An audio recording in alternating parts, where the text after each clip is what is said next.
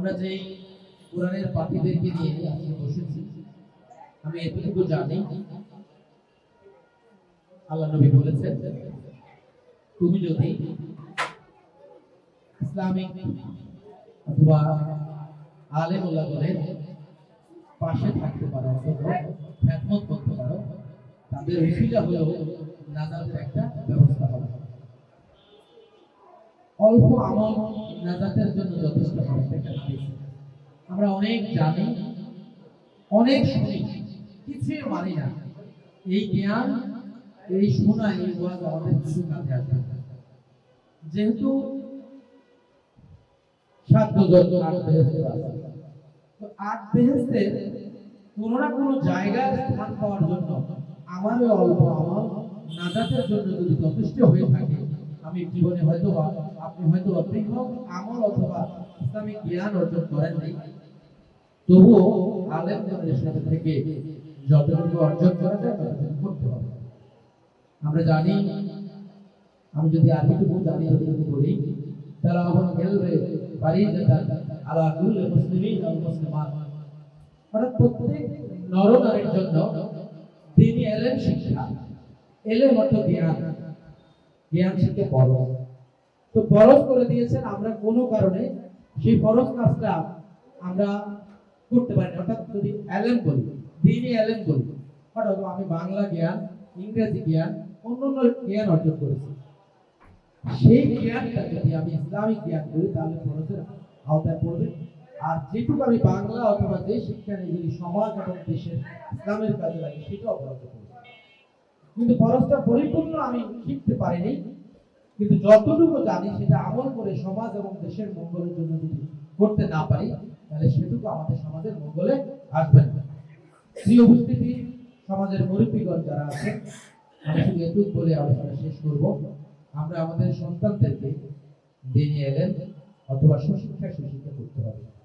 কারণ এই সুশিক্ষায় শিক্ষিত না হলে আমাদের জাতি দিন দিন পিছিয়ে যাচ্ছে, যুব সমাজ ধ্বংস হয়ে যাচ্ছে। সুশিক্ষায় শিক্ষিত না হলে সমাজের মঙ্গলের জন্য, ইসলামের মঙ্গলের জন্য, মানুষের কল্যাণের জন্য কাজ করার ইচ্ছা, স্পিরিট তার অন্তরে থাকবে। তাহলে আমাদের প্রত্যেকের দায়িত্ব হবে, যে যে ধর্মের থাকি না কেন সে তার ধর্মীয় জ্ঞান তার সন্তানকে দেওয়া। কারণ কোনো ধর্মগ্রন্থেই, যে কোনো ধর্মে আমি বলি নাম নিলাম না, তাদেরকে কুশিক্ষা দেবে না, অবক্ষয় শেখাবে না। তাহলে আমাদের সন্তানদেরকে আমরা বলবো যে তাদের ধর্মীয় জ্ঞান অবশ্যই দান করবে। বর্তমানে কিন্তু অনেকগুলো ক্যাডেট মাদ্রাসা আছে, ইংলিশ মিডিয়াম মাদ্রাসা আছে, যেখানে ইংলিশের সাথে সাথে আরবি, বাংলার সাথে সাথে আরবি শিক্ষা দেওয়ার সুযোগ আছে। আপনারা আপনাদের সন্তানদেরকে অন্তত ন্যূনতম নামাজ, রোজা, হজ, যাকাত পালনের মতো করে হলেও সেই শিক্ষাগুলো দান করবেন। আমি আপনাদের কাছে দোয়া চাইব, এই খালিক চ্যারিটি ফাউন্ডেশন সমাজের সকল শ্রেণীর মানুষের জন্য, মানবতার জন্য কাজ করে। হুজুর বলেছেন, আমি সেটুকুই বলবো। আমি আমার সহযোগিতায় বর্তমানে 26 জন এতিম আমাদের দায়িত্বে, আমাদের এই খালিক চ্যারিটি ফাউন্ডেশন দায়িত্বে হাফেজ হচ্ছে। তার মধ্যে এবছর 5 জন হাফেজ আমাদের লক্ষ্মীপুরে 28 জনের মধ্যে হাফেজ হয়েছে। আমার সৌভাগ্য হয়েছে গত 2 মাস আগে তাদেরকে পার্টি করে দিয়ে আসছে। আজকে আমার সৌভাগ্য হয়েছে আমার এই মাদ্রাসায় 5 জন হাফেজ আমাদের ফাউন্ডেশনের সহযোগিতায় অধ্যয়ন করছেন। তাদের মধ্যে যতটুকু জেনেছি একজন 25 পারা কমপ্লিট করেছেন, আজকে হয়তো বলতে না আগামী বছর পাবে। আমি 2টা দাওয়াত আপনাদেরকে দিয়ে রাখি, একজন হয়েছে আলহামদুলিল্লাহ। 2টি দাওয়াত হলো, আমি যেহেতু সামাজিক কাজ করি, আগামী 22শে ফেব্রুয়ারি রোজ শনিবার আমাদের শেওড়াপাড়া মণিপুর স্কুল মাঠে লায়ন্স চক্ষু হসপিটাল, যেটা আগারগাঁও দেখছেন, সেই লায়ন্স ক্লাবের উদ্যোগে এবং এই খালিক চ্যারিটি ফাউন্ডেশনের আয়োজনে বিনামূল্যে চক্ষু শিবির ও চোখের স্থানীয় অপারেশনের এক বিশাল ক্যাম্পের আমরা আয়োজন করেছি। আমরা অনেকে জানি না, বাংলাদেশের বৃহৎ একটি বিনামূল্যে চক্ষু হসপিটাল আমাদের খুব হাতের নাগালে আগারগাঁওতে অবস্থিত। এই লায়ন্স ক্লাব বিদেশি অর্থায়নে সারা বাংলাদেশের লক্ষ লক্ষ লোকের অন্ধ চক্ষুটা ফিরিয়ে দেয়। আমরা হয়তো জানি না, অনেকেই অর্থ অভাবে পারে না। আমরা আমাদের পক্ষ থেকে এই আয়োজনটা করছি যেন আপনারা আমাদের এই এলাকার আমি শেরাপাড়া মসজিদে ইনশাআল্লাহ শুক্রবার ইমাম সাহেব থেকে দাওয়াত নিয়ে যাব। আমরা বিভিন্ন লিফলেট করব, আপনাদের আত্মীয় স্বজন যে আছেন তাদেরকে জানিয়ে দিবেন। 22শে ফেব্রুয়ারি রোজ শনিবার সকাল 10টা থেকে আমরা বিভিন্ন বিশেষজ্ঞ ডাক্তারগণকে দিয়ে এই সেবাটা দান করি।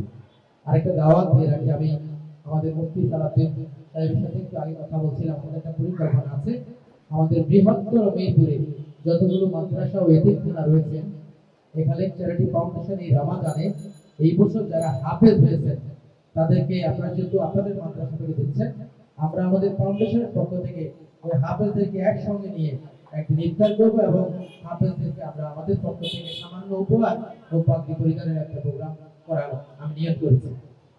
আমি আমাদের মুফতি সিফাতুল্লাহ সাহেব এবং আমাদের সালাউদ্দিন ভাইকে অনুরোধ করব, আমাকে যেহেতু আমি সবগুলো মাদ্রাসা এবং মাদ্রাসার প্রিন্সিপাল মহোদয়গণকে চিনি না, আপনারা এই ব্যাপারে আমাকে একটু সহায়তা করবেন। আমি সব সময় ইয়াতিমদের সাথে, ইসলামের সাথে, সমাজের উন্নয়নের সাথে, জনকল্যাণ সমাজ গঠনে কাজ করে যাব।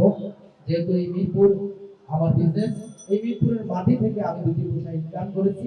মিরপুরের মাটি ও মানুষের জন্য, পাশাপাশি সারা বাংলাদেশের মানুষের জন্য আমি কিছু করার নিয়ত করছি ইনশাআল্লাহ। আপনাদের দোয়া সহযোগিতা কামনা করি। আসসালামু আলাইকুম ওয়া রাহমাতুল্লাহি ওয়া বারাকাতুহু।